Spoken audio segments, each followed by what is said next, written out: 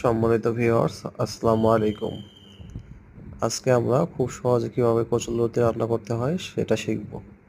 প্রথমে আমরা পেঁয়াজ, রসুন এবং মরিচ ব্লেন্ডার করা দিয়ে দিলাম। এরপর 2 চামচ হলুদের গুঁড়া,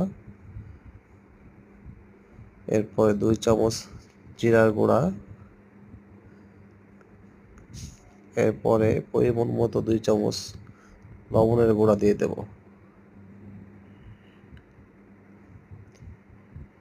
দেয়া শেষ হলো। এখন আমরা পরিমাণ মতো তেল দেব।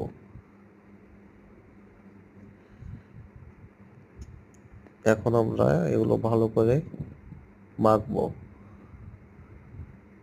সবগুলোর গায়ে যাতে মশলাগুলো ভালোভাবে মাখা হয় সেদিকে খেয়াল রাখতে হবে।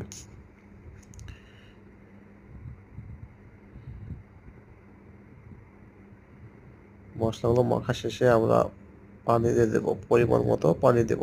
পানি দিয়ে চুলায় বসায় দেব।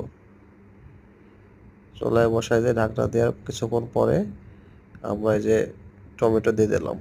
আমাদের রান্না শেষ। এখন আমরা খাবো।